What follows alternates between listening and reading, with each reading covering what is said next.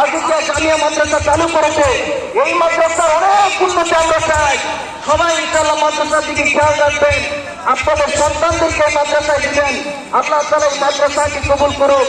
সকলে মহব্বতে বলেন আমিন।